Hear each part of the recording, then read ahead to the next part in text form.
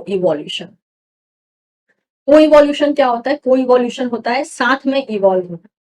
यानी हमारे नेचर में कुछ ऐसी भी स्पीसीज हैं जो एक दूसरे पे बहुत ज्यादा डिपेंडेंट रहती हैं, जैसे कि प्रेडेटर और prey, host and parasite, compete करने वाली species, mutualistic species, plant and pollinator का रिलेशन, ये सब जो है बहुत ज्यादा डिपेंडेंसी रखता है। इसकी वजह से क्या होता है कि अगर इनका एक फॉर्म, यानी इस रिलेशन में से किसी एक मतलब मेंबर का पॉपुलेशन चेंज होता है तो उसका काउंटर पार्ट भी चेंज होगा। यानी अगर प्रेडेटर चेंज हो रहा है तो प्रे को भी बदलना पड़ेगा, या प्रे चेंज हो रहा है तो प्रेडेटर को भी अपने अंदर कुछ बदलाव करना पड़ेंगे। तो co-evolution is likely to happen when different species have close ecological interaction with one another. So species co-evolve with time. Two species involve in response to each other. दो स्पीसीज जो हैं वो एक दूसरे के रिस्पॉन्स में इवॉल्व होती हैं। जैसे कि हमने ओकेशिया ट्री का एग्जाम्पल देखा था जब हमने इकोलॉजी पढ़ी थी, जिसमें कि ओकेशिया ट्री और एंट के बीच में जो है एक अच्छा खासा रिलेशन होता है, तो इनमें भी डायरेक्टली डिपेंडेंसी होती है। ठीक है, जिसमें हमने आई थिंक हमने डिफेंसिव म्यूचुअलिज्म देखा था जिसमें, तो इनके में भी अगर मान लीजिए अगर एक स्पीसीज में चेंजेस आता है तो दूसरा स्पीसीज भी अपने आप को काउंटर इवॉल्व करेगा ही करेगा। काउंटर इवॉल्व नहीं करेगा तो क्या होगा? दूसरे स्पीसीज का एलिमिनेशन हो जाएगा। ओके, जब इसकी बात करते हैं, को इवोल्यूशन की बात करते हैं, तो यहीं पे एक बहुत अच्छी सी थ्योरी दी थी वैन वैलन ने, जिसको रेड क्वीन हाइपोथेसिस कहा जाता है। बिकॉज ये एक हाइपोथेसिस है, ये एक धारणा है। इसको हम रेड क्वीन हाइपोथेसिस भी कहते हैं, रेड क्वीन रेस भी कहा जाता है, या रेड क्वीन इफेक्ट भी कहा जाता है। The gist of the idea is that the tightly co-evolved interaction, evolutionary changes by one species, it may be prey or host, could lead to the extinction of other species like predator and parasite, and that the probability of such change might be reasonably independent of such species ages. यानी कि क्या बोला गया है कि मान लीजिए अगर प्रे बदल गया, ठीक है, प्रे चेंज हो गया और प्रीडेटर इसको झेल नहीं पाया, तो प्रीडेटर का क्या हो जाएगा? प्रीडेटर का एक्सटिंक्शन हो जाएगा। और अगर होस्ट ने खुद को बदल लिया और पैरासाइट उस बदलाव के खिलाफ नहीं लड़ पाया, तो पैरासाइट एक्सटिंक्ट हो जाएगा। यह है वन वे कहानी कि ऐसा हो सकता है, राइट? लेकिन क्या ऐसा ही होता है? दो ऑप्शन होते हैं। प्रे मान लीजिए खुद को बदल लिया है, प्रेडेटर के पास दो ऑप्शन होते हैं, या तो उस बदलाव के खिलाफ वो काउंटर चेंज करे या तो एक्सटिंक्ट हो जाए। सेम गोज विथ पैरासाइट कि अगर होस्ट ने खुद को इवॉल्व कर लिया है तो उस होस्ट के खिलाफ पैरासाइट खुद बदले या एक्सटिंक्ट हो जाए। लेकिन अगर इवोल्यूशनरी रेस में बने रहना है तो बदलते रहना होगा, एक्सटिंक्ट नहीं होगा। यानी कि अगर सामने वाला चेंज होता है तो खुद को भी काउंटर चेंज करना पड़ेगा, अगर इवोल्यूशन में अपनी रेस अपने आप को बनाए रखना है तो। यानी प्रे बदलेगा तो प्रीडेटर को बदलना पड़ेगा अगर चाहते हैं कि ये इवोल्यूशन चलता रहे, और होस्ट बदलेगा तो पैरासाइट को भी बदलना पड़ेगा अगर ये इवोल्यूशन आगे बढ़ना चाहता है तो। ठीक है, so red queen hypothesis is used to describe two similar ideas which are both based on co-evolution.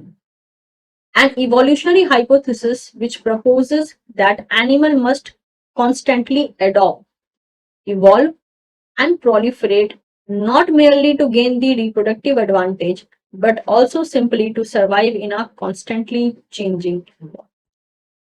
यानी कि अगर एक ऑर्गेनिज्म इवोल्यूशनरी रेस में खुद को मेंटेन रखना चाहता है तो उसको लगातार एडॉप्ट करना होगा, इवॉल्व करना होगा और खुद का नंबर बढ़ाना होगा। इससे कोई रिप्रोडक्टिव एडवांटेज नहीं मिलेगा, बट अपने आप को बदलने से क्या होगा? इन्वायरमेंट के बदलाव के साथ उस ऑर्गेनिज्म का बदलाव एक तरीके से कॉम्बिनेशन में आ जाएगा और वो ऑर्गेनिज्म लंबे टाइम तक इन्वायरमेंट में मेंटेन रख पाएगा। तो हम कहते हैं कि इट इज अ को इवोल्यूशनरी आर्म रेस हाइपोथेसिस। यानी एक ऐसी रेस चल रही है जिसमें कि आप जब तक भागोगे तब तक मेंटेन रहोगे, जहां आप रुक गए वहीं पे आप एलिमिनेट हो जाओगे।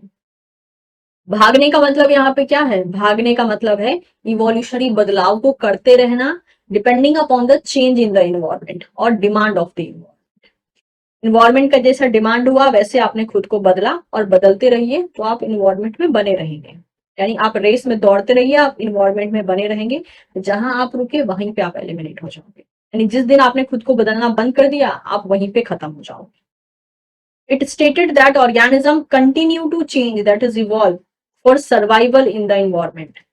खुद को जिंदा रखना एनवायरमेंट में तो बदलते रहो, जिंदगी का भी यही नियम है। Van Walen named the idea the red queen hypothesis because under this view species has to run, that is evolve.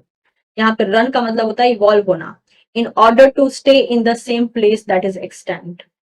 Van Walen coined the hypothesis red queen because under this interpretation species has to run or evolve in order to stay in the same place or go extinct. यानी कि अगर आपको इस environment में maintain रहना है तो आपको भागना पड़ेगा, यानी इवॉल्व होना पड़ेगा, और अगर आप नहीं भागे तो आप एक्सटिंक्ट हो जाओगे। जैसे कि अगर एक एग्जांपल लें तो evolutionary arm race between the predator and the prey, selection by the predator such as cheetah has resulted in an evolution of a high speed prey such as the gazelle in this picture. Predator are therefore also under selection for the great speed. यानी कि जब इस बेचारे pieces को पता चला कि हमारा शिकार करने वाला और कोई नहीं चीता महाराज है, तो इस पॉपुलेशन ने तेज भागना सीख लिया। ठीक है, लेकिन इसकी वजह से चीता के ऊपर एक और सिलेक्शन प्रेशर लग गया कि भाई तुम्हारा प्रे तुमसे ज्यादा तेज भाग रहा है। तो अब तुम्हारे पास दो ऑप्शन है कि उनके पीछे भागते भागते बिना चेंज हुए तुम अपनी लाइफ खत्म कर लो या फिर अपनी स्पीड में भी इंक्रीज करो। तो अगर इसका प्रे स्पीड बढ़ाता है तो इवोल्यूशनरी रेस में मेंटेन रहने के लिए चीता को भी एक टाइम के बाद अपनी स्पीड बढ़ानी होगी, और अगर इसका प्रे इस रेस में मेंटेन रहना चाहता है इसके प्रे को इससे भी ज्यादा स्पीड बढ़ानी पड़ेगी भागने की, और सेम गोज विथ प्रीडेटर, और ये रेस चलती रहेगी। Adaptation, counter adaptation, adaptation, counter adaptation. ठीक है, यस, चीता अगर तेज भागना नहीं सीखा तो बहुत जल्दी वो एक्सटिंक्ट हो जाएगा भूख के मारे, खाने की कमी के कारण। जैसे कि एक और एग्जांपल लेते हैं, An example of red queen hypothesis might be one of the plant. ये plant हमने लिया है that evolved toxin to kill off predators such as caterpillar. मान लीजिए ये plant है जिसने क्या किया है, जिसने कैटरपिलर से परेशान होकर इसने कुछ टॉक्सिन प्रोड्यूस करना सीख लिया है, मतलब कि इवॉल्व कर लिया है। ठीक है, जब यहाँ से टॉक्सिन रिलीज हो रहे हैं तो जो कैटरपिलर इस प्लांट पे फीड कर रहे हैं वो कैटरपिलर इस टॉक्सिन को, मतलब कि इस टॉक्सिन के कांटेक्ट में आके वो कैटरपिलर मारे जा रहे हैं। ठीक है, तो हेंस क्या हो रहा है, प्लांट की बल्ले बल्ले हो गई, प्लांट को मजा आ गया, अरे भाई ये न्यू टॉक्सिन तो मैंने बहुत सही किया अडॉप्ट करके, इवॉल्व करके। तो ज्यादातर कैटरपिलर यहाँ पे मारे जा रहे हैं। लेकिन मान लीजिए अगर एक भी कैटरपिलर इम्यून हुआ इस टॉक्सिन का, यानी मान लेते हैं अगर एक भी कैटरपिलर इम्यून हो गया इस टॉक्सिन के लिए, यानी कि उस कैटरपिलर के अंदर रेजिस्टेंट जीन है जिसकी वजह से वो इस टॉक्सिन को झेल पा रहा है, तो फिर क्या होगा, फिर प्लांट के लिए जो है वापस से वही वाली कहानी हो जाएगी, जीने के हैं 4 दिन, मतलब उसकी खुशियां जो है बस कुछ पलों की मेहमान थी।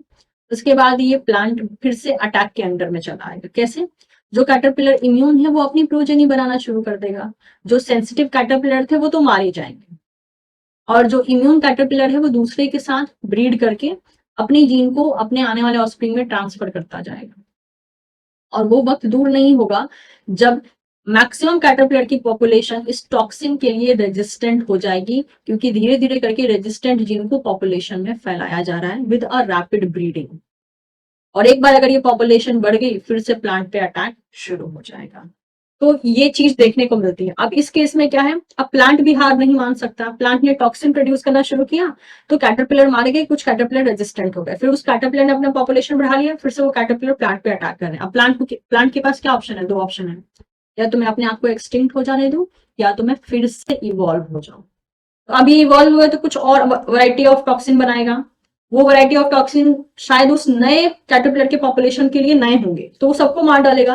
लेकिन उनमें से अगेन अगर किसी में रेजिस्टेंस रहा उस टॉक्सिन के लिए भी, तो फिर से ये साइकिल दोबारा से रिपीट हो जाएगी।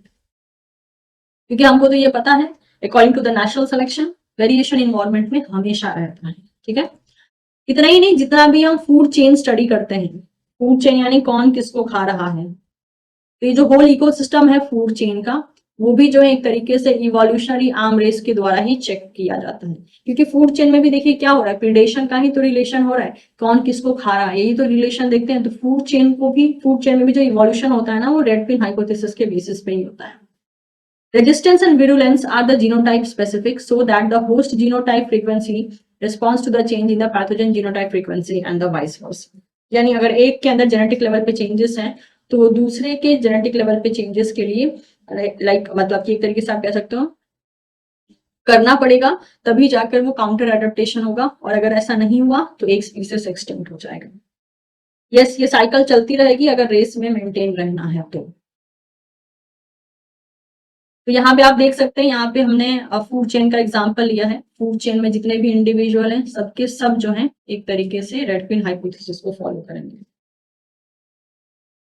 जैसे कि आप यहाँ देखिए, रैबिट और फॉक्स के बीच में, मान लीजिए फॉक्स जो है रैबिट को खाना चाहता है, रैबिट ने क्या किया, रैबिट ने इवॉल्व किया ताकि वो प्रीडेशन को अवॉइड कर सके, और वो बहुत ज्यादा तेज भाग रहा है, यानी वो इसका ये डिफेंसिव इंप्रूवमेंट है, पहले जितना तेज भागता था उससे भी ज्यादा तेज भाग रहा है, इतना तेज भाग रहा है कि एक बार में यहाँ पहुंच जा रहा है। अब फॉक्स के पास क्या है, फॉक्स के पास दो ऑप्शन है, या तो मैं बिना खाए एलिमिनेट हो जाऊं, या तो मैं इवॉल्व करूं ताकि मैं इस रैबिट को खाते रहूं। तो फॉक्स क्या करेगी, fox must evolve to continue feeding, तो फॉक्स ने उससे भी ज्यादा तेज दौड़ने के लिए एडेप्टेशन किया, यानी इवॉल्व हुई वो। और ये क्या था, ये था ऑफेंसिव इंप्रूवमेंट, यानी वो इस चेंज से ऑफेंस होके इंप्रूव हुई। अब इस ऑफेंस से खुद को डिफेंड करने के लिए फिर से रैबिट क्या करेगा, वो फिर से खुद को अगेन इवॉल्व करेगा ताकि वो अपने एक्सटिंक्शन को बचा सके, और वो फिर से और ज्यादा स्पीड लेगा, that is again a defensive improvement. और अगर फॉक्स को फीडिंग करते रहना है, तो फिर उसको फिर से इस स्पीड को जो है काउंटर चेंज करना होगा अपने अंदर, और फॉक्स फिर से एक ऑफेंसिव इंप्रूवमेंट करेगा जिसमें कि वो इससे भी ज्यादा जो है स्पीड अपना लेगा।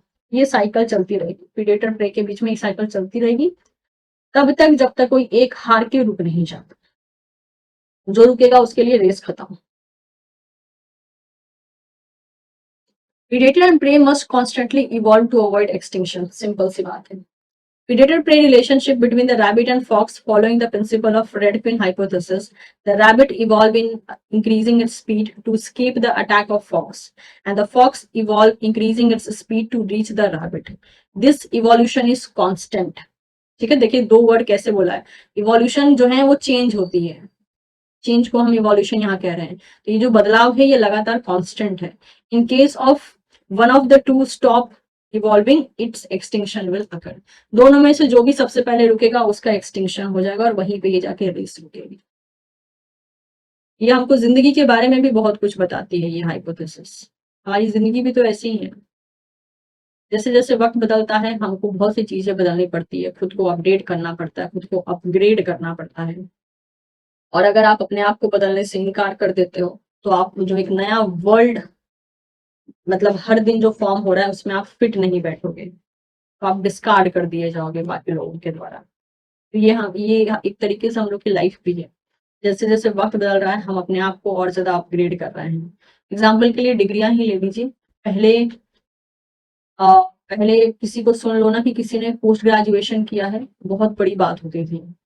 मुझे आज भी याद है, जब मैं छोटी थी, यही कोई 11th-12th क्लास में थी, लोगों को सिर्फ बीए एमए पता होता था, बीएससी एमएससी वगैरह नहीं पता होता था। उस टाइम पे लोग बोलता था कि हाँ फलाने के बेटे ने एमए तक पढ़ाई की है, समझ रहे हो कितना पढ़ा है उसने। क्यों, क्योंकि उस वक्त का वक्त ऐसा था जहां पे वो एमए की पढ़ाई यानी पोस्ट ग्रेजुएशन भी इतनी इंपॉर्टेंस रखती थी।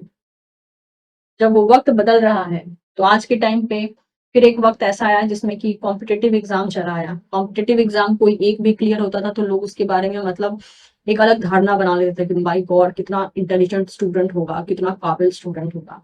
ठीक है, एक वो दौर चला जहाँ पे लाइक मेडिकल के एग्जाम में रैंकिंग चले आना बहुत बड़ी बात होती थी। 1000 में भी रैंकिंग चली आती थी तो लोग बहुत बड़ी बात मानते थे। ठीक है, उसके बाद अलग अलग कॉम्पिटेटिव एग्जाम आए, कैट आया, हमारा एग्जाम CSIR आया उस बीच में, उसके अलावा गेट आया, जो वैरायटी वैरायटी के अलग अलग एग्जाम है वो सारे एग्जाम आ गए। उसको क्लियर करना बहुत एक कहते हैं कि एक उमदा चीज समझी जाती थी। फिर वक्त बदला। आज के टाइम में 5 में से शायद हर एक 2 इंसान कम से कम 3-4 नेशनल लेवल के एग्जाम को क्लियर करके बैठा है। और अगर वो किसी को खुद खुद अगर कहता है कि हाँ मैंने इतना क्लियर किया है, तो लोग बोलते हैं तो क्या हुआ, ये कौन सी बड़ी बात है। क्यों? क्योंकि वक्त बदल रहा है। अब वो जो क्वालिटी का जो डेफिनेशन है वो बहुत ऊपर चला गया है। इसलिए खुद को छोटी छोटी चीज के लिए भी आपको खुद को बहुत ज्यादा प्रूव करना पड़ता है कि मैं इस लायक हूँ। ठीक है, आजकल के टाइम में स्किल पे ज्यादा ध्यान दिया जा रहा है कि स्किल डेवलपमेंट आप में कितनी है, कितना मतलब आप अपनी डिग्री के साथ कितना मैच खाते हो। डिग्री जितना चिल्ला चिल्ला के आपके आपके टैलेंट के बारे में बता रही है कि एक्चुअल में आप उतने टैलेंटेड हो, आपको ठोक बजा के देखा जाता है। तो ये सब क्या हो रहा है, ये सब वक्त बदल रहा है। पहले MA की इतनी बड़ी मान्यता थी जिसके लिए लोग कितना कुछ मतलब बड़ी बड़ी बातें बोलते थे। और आज अगर एक इंसान PhD करके भी बैठा है, नेशनल लेवल के बहुत से एग्जाम क्लियर करके भी बैठा है, तो भी लोग उसको खास कुछ पता नहीं दे रहे। क्योंकि जैसे जैसे वक्त बदल रहा है, इंपॉर्टेंस जो टर्म है ना, इंपॉर्टेंट टर्म या इंपॉर्टेंस की कैटेगरी में बहुत कम चीजें रह जा रही हैं। अब अपने आप को मतलब कि बेस्ट दिखाने के लिए या अपने आप का नॉलेज प्रूव करने के लिए बहुत कुछ करना पड़ रहा है क्योंकि वक्त बदल रहा है। और हम उसके साथ साथ खुद को अपडेट कर रहे हैं, खुद को चेंज कर रहे हैं, खुद को पहले से ज्यादा अपग्रेड कर रहे हैं। तो हम क्या कर रहे हैं, हम उस इवोल्यूशनरी रेस में पार्टिसिपेट ही कर रहे हैं जिस इवोल्यूशनरी रेस में पूरी दुनिया भाग रही है। तो उम्मीद करती हूँ मैं कि आपको ये समझ में आ गया होगा कि को इवोल्यूशन क्या होता है और रेड क्वीन हाइपोथेसिस किस चीज पे डील करता है। तो आपके सामने दो क्वेश्चन है, 2015 जून का और दूसरा क्वेश्चन है सितंबर 2022 का फ्रॉम शिफ्ट 2। ये दोनों ही क्वेश्चन जो है को evolution and red queen hypothesis से रिलेटेड हैं।